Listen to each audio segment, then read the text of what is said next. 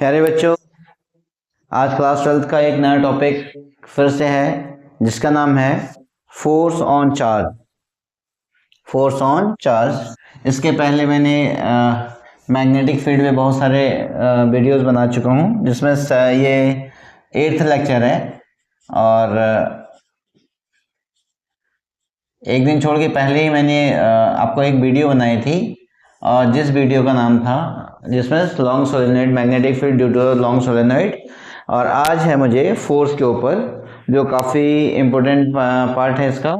और बच्चों, अब अक्टूबर भी आई थिंक सो मिड अक्टूबर हो गया, आज 15 हो गया, और 15 फिर 15 दिन इसके, नवंबर दिसंबर जनवरी, नवंबर दिसंबर और जनवरी, आपके 3 महीने बच गए हैं। आप सीरियस होकर थोड़ा सा पढ़ाई करें और बोर्ड की प्रिपरेशन करते रहें, और बाकी आपके लिए इस वीडियो ऐसे लगातार मिलते रहेंगे आपको। और हाँ, थोड़ा मेरा हौसला भी बढ़ाते रहें, चैनल को लाइक शेयर एंड सब्सक्राइब भी जरूर करें। ठीक है बच्चों, आज का जो टॉपिक है वो है force on a charge, moving charge in a magnetic field. अब इसमें क्या कहना चाह रहे हैं, सपोज दैट यहां पर आपने एक मैग्नेटिक फील्ड को लगाया, ये मैग्नेटिक फील्ड को लगाया यहाँ पे, ये ठीक है ना, ये इलेक्ट्रिक फील्ड था।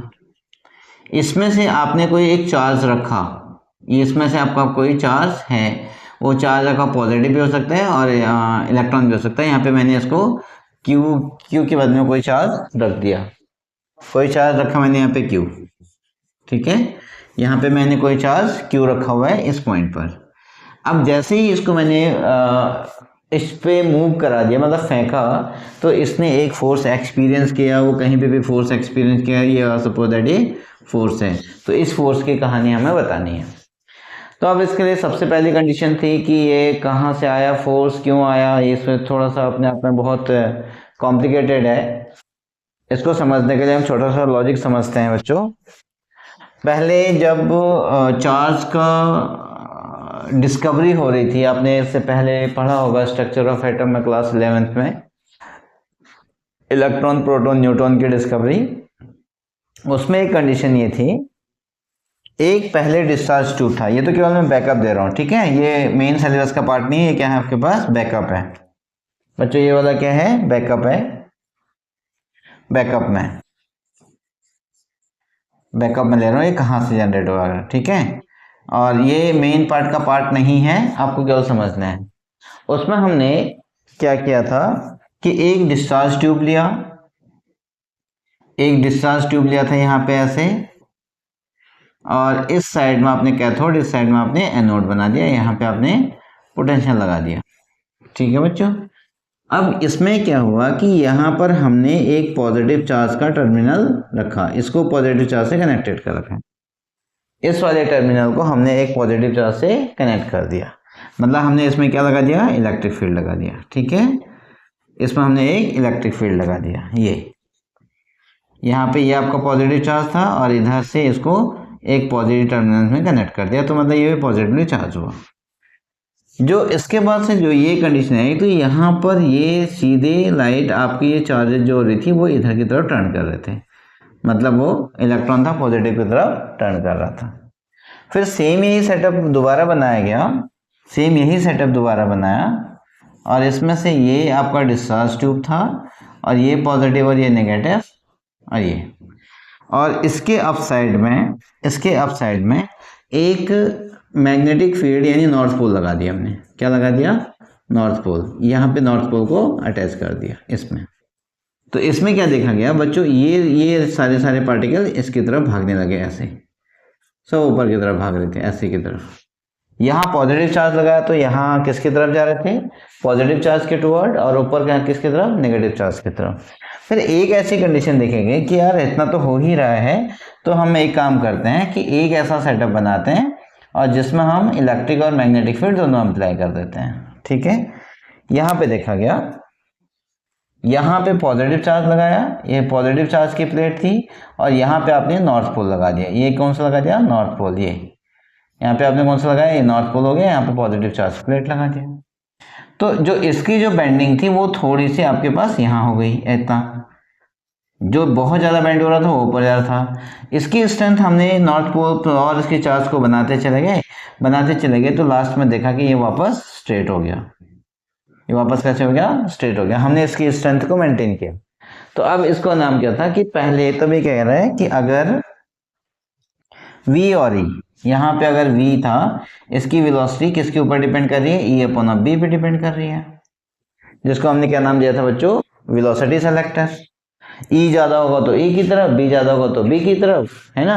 E ज्यादा होगा तो E की तरफ, B ज्यादा होगा तो B की तरफ ये मुड़ने लगा। तो इसको बाद में एक नाम दे दिया गया जिसका नाम था वेलोसिटी सेलेक्टर। अब यहाँ पे देखिए, ये कंडीशन तो आपकी इसके लिए जनरेट हो गई, बैकअप खत्म हुआ। अब तो इसमें से ये बैकअप आपका खत्म हो गया। अब यहाँ पे देखते हैं, है ना।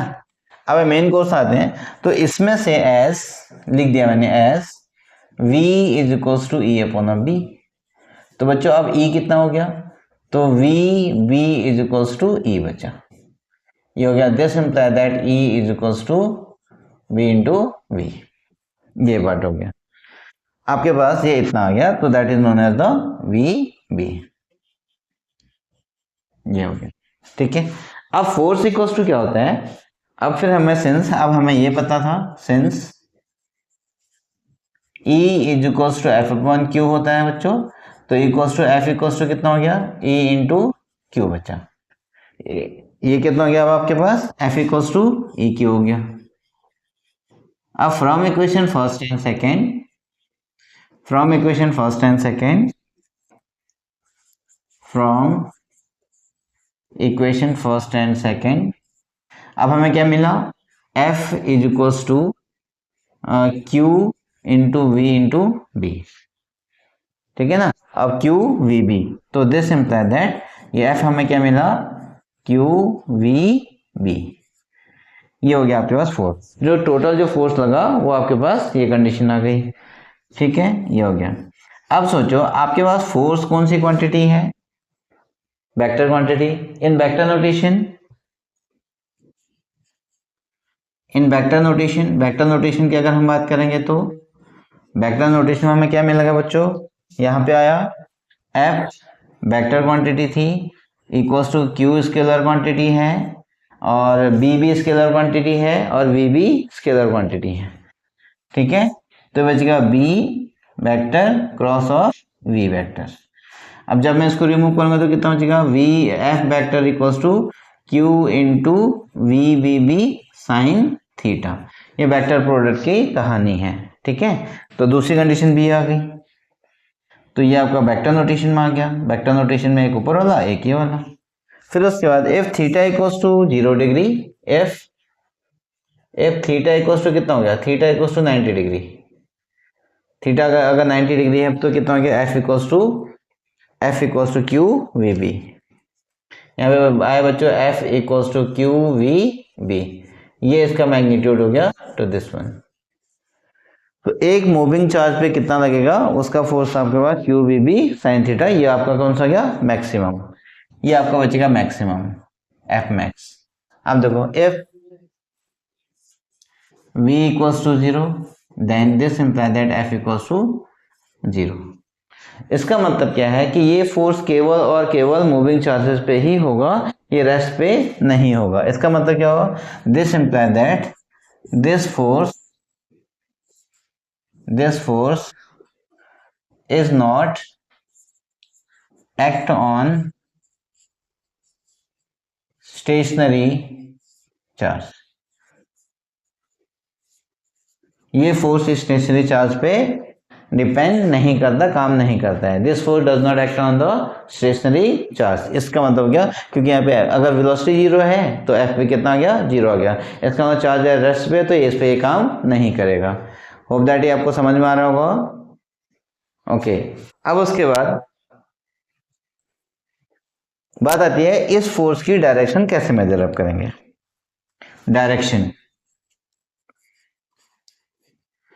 डायरेक्शन ऑफ फोर्स, बच्चों डायरेक्शन ऑफ फोर्स हमें कैसे मेजर करना है वो बताना है, ठीक। डायरेक्शन ऑफ फोर्स के लिए भैया वो बुक वाला भले ही लेफ्ट हैंड रूल कहेगा, लेकिन आप प्रैक्टिकली जो आप फॉलो करेंगे तो उसके लिए करेंगे राइट हैंड पाम रूल, इसको यूज करेंगे। इसका नाम हो गया right hand palm rule, right hand palm rule. ये बहुत आसान होता है इसको यूज करना, ठीक है, पाम रूल। अच्छा, पाम क्या होता है? स्ट्रेस फिंगर बीटा, ये दिखाएगा यहाँ पे stress finger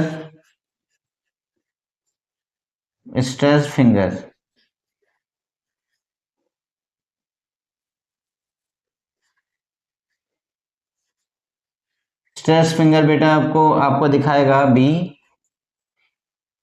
stress finger B दिखाएगा। नहीं लग रहा है ना, नहीं दिख रहा है, थोड़ा कम पड़ गया।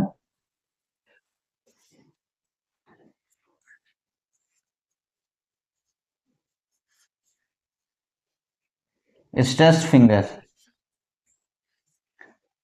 आपका बी है, ठीक है। स्ट्रेस फिंगर क्या है? बी है। और थंब आपके पास वी है, थंब आपके पास वेलोसिटी को रिप्रेजेंट करेगा। Then perpendicular to the palm, perpendicular to palm, ये दिखाएगा आपका फोर्स। क्या दिखाएगा? Force. Perpendicular to the palm क्या दिखाएगा बच्चों? फोर्स दिखाएगा। ये राइट हैंड रूल था। अब अगर मैं इसको करूं बाय द वे, ये है, ये कहना चाह रहे हैं, आप इसको समझना। ये मैग्नेटिक फील्ड को रिप्रेजेंट करेगा, ये जहां पे हम चार्जेस को फॉलो कर रहे हैं वो करेगा, और इसके परपेंडिकुलर ये जो मेरी जो थंब दिख रही है ये वाली, और ये आपको क्या दिखाएगा? फोर्स। बहुत इंपॉर्टेंट है ये, इस चीज को ध्यान रखना। तो फोर्स की डायरेक्शन को डिटरमाइन करने के लिए कौन सा? Right hand palm rule. और राइट हैंड पाम रूल क्या है? If we stretch our right hand in such a way that stress finger denotes the magnetic field, direction of magnetic field, thumb denotes that the direction of the motion of a charge, and then perpendicular to the palm denotes the direction of force। ठीक हो गया? Okay, तब तक आप इसको copy करें बच्चों,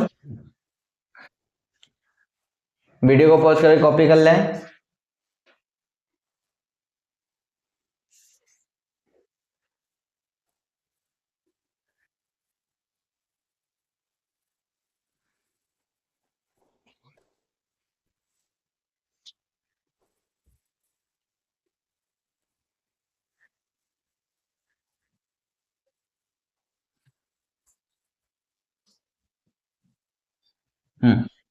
अब हम यहाँ पे देखते हैं, इसका एप्लीकेशन करूँ मैं।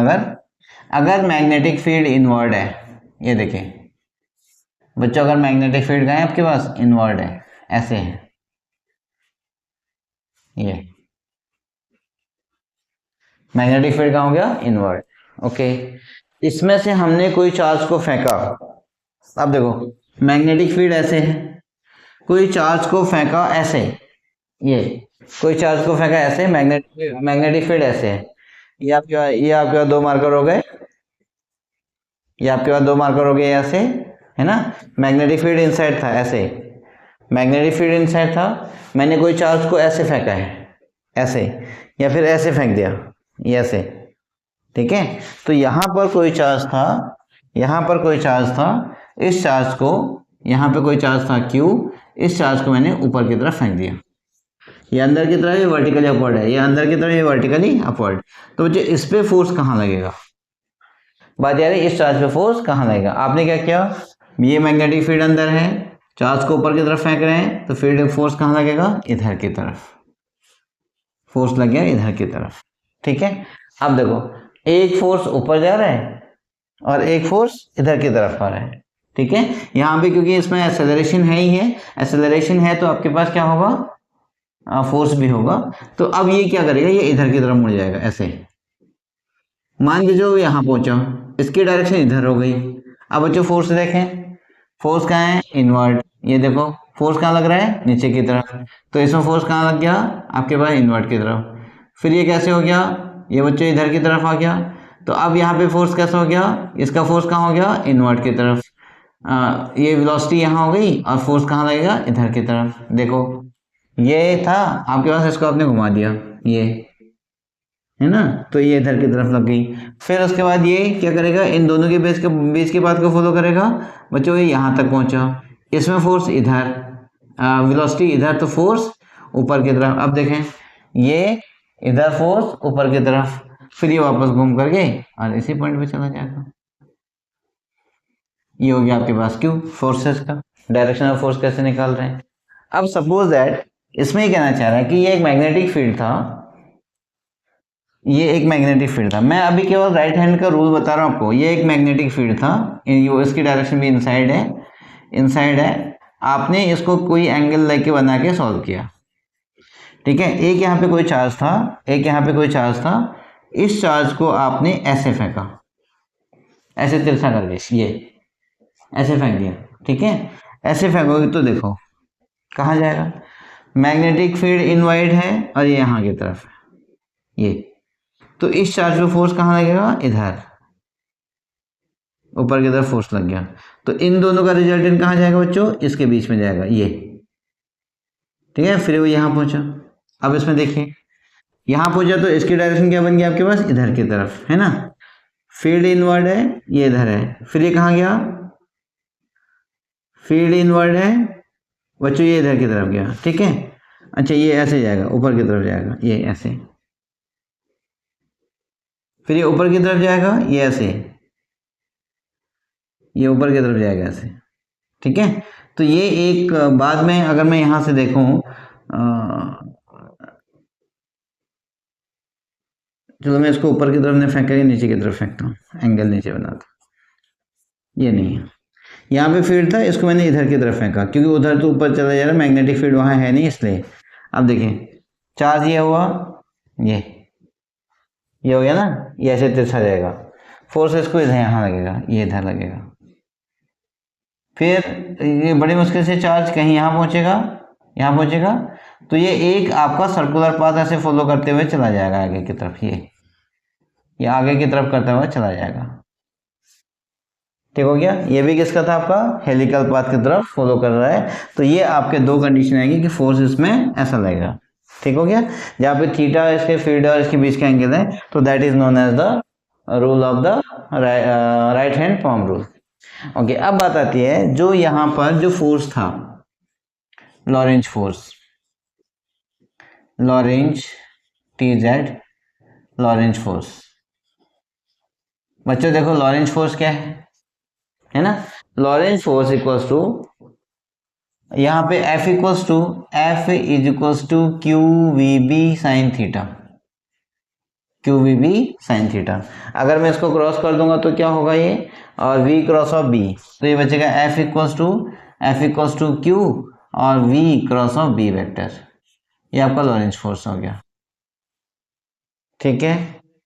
ओके, अब यहाँ पे देखिए उसके बाद टोटल लॉरेंज फोर्स कितना होगा, टोटल लॉरेंज फोर्स,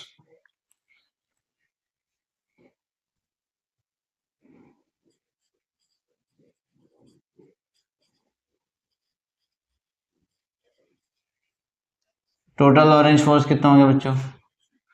तो ये बचेगा आपके पास F इक्वल्स टू, देखो इसका खुद का इलेक्ट्रिक फील्ड वाला चार्ज भी है, Q इंटू ई बी है, and plus Q V cross of B B है। तो ये भी आपका वेक्टर हो गया, ये यहाँ पे वेक्टर और ये भी वेक्टर। ये कौन सा हो गया, टोटल लॉरेंज फोर्स, ठीक है। ओके, अब इसमें से अगर हम इसको कॉमन ले लें, क्यू को बच्चों अगर हम कॉमन ले लें तो क्यू कॉमन आ गया, तो बचेगा E vector plus of V vector cross of B vector, ये हो गया। तो that equals to F vector हो गया। ये हो गया आपके पास Q B B sine theta, ये आ गया इसमें, ये हो गया। ये क्या हो गया, टोटल लॉरेंज फोर्स। अब चलते हैं हम लोग यूनिट ऑफ मैग्नेटिक फील्ड के ऊपर। किसके ऊपर, यूनिट ऑफ मैग्नेटिक फील्ड।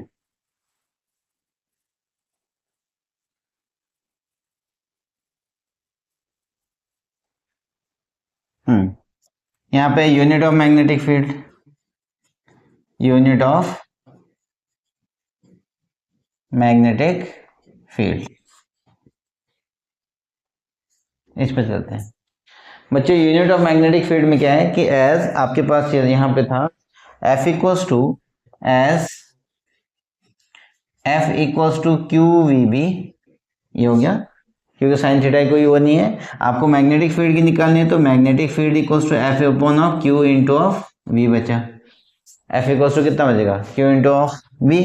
तो B इक्वल्स टू यहाँ पे unit of B, unit of B, unit of B equals to unit of F, unit of F upon, ये हो गया unit of Q, unit of Q into unit of V, ये हो गया, ठीक। और उसकी जो यूनिट थी वो कितनी थी, न्यूटन, इसकी यूनिट थी न्यूटन और इसकी यूनिट थी कूलॉम, और ये हो गया मीटर पर सेकेंड। तो कितना हो गया, न्यूटन सेकेंड कूलॉम -1 m-1, ये हो गया न्यूटन सेकेंड कूलॉम -1 m-1, ठीक। अब इसको यहाँ पर हम इसको अगर ऐसे करें तो इसको ऐसे भी कर सकते हैं, न्यूटन अपॉन ऑफ कूलॉम यानी charge upon second into of M. तो चार्ज अपॉन सेकेंड किसका होता है, एम्पियर इंटू ऑफ एम होता है, ये होता है unit of B, unit of B, ठीक। बट ऐसा यूनिट क्या होगी, क्योंकि उसको टेस्ला नहीं किया था, तो ये हो गया unit of B, unit of B is equals to tesla. क्या हो गया बच्चों, unit of B equals to tesla, ठीक। और इसकी जो स्मॉलर यूनिट होती है,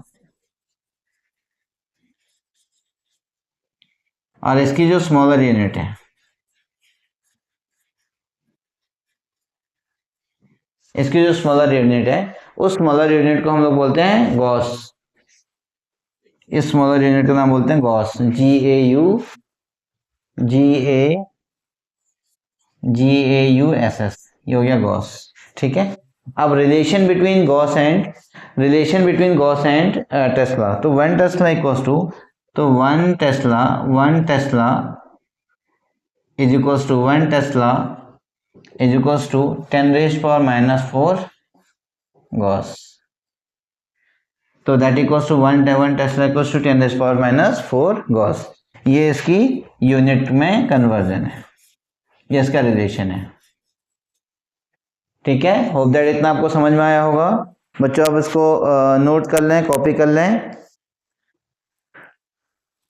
अब इसके बाद जो नेक्स्ट टॉपिक है फोर्स और हेलिकल पाथ के ऊपर डिपेंडेबल है, और फिर उसके बाद ये नेक्स्ट लेक्चर में मैं डालूंगा। आज की वीडियो की लेंथ भी ठीक ठाक हो ही गई है, और क्योंकि अपलोडिंग में प्रॉब्लम है, अब आपके लिए वीडियो लगातार मिलते रहेंगे। और चैनल को लाइक शेयर एंड सब्सक्राइब जरूर करें, अपने दोस्तों में भी बताते रहें। हाँ बच्चों, बोर्ड की प्रिपरेशन को सीरियसली लें और इसको अच्छे से तैयारी करें, कोई भी टफ नहीं है। अगर अभी भी आप मन बना लें कि हमें पढ़ना ही है, तो कोई शॉर्टकट तरीका ना अपनाएं, उसको मोर डिटेल में जाएं तो इजीली से बहुत ज़्यादा सिलेबस भी नहीं है जो आराम से आपका सॉल्व हो जाएगा। बस अपने ऊपर बच्चों फेथ रखो, अपने ऊपर भरोसा होना चाहिए और आपका पेपर ठीक होगा। और केवल इसी के लिए नहीं, बल्कि आपका जो बोर्ड का जो कंपटीशन जो IIT JEE और नीट वाले जो बच्चे हैं वो भी आराम से इसको फॉलो कर सकते हैं, अच्छे से देख सकते हैं, ठीक है। फिर मिलते हैं नेक्स्ट वीडियो के साथ में, तब तक चैनल को लाइक शेयर एंड सब्सक्राइब जरूर कर दें। Bye bye.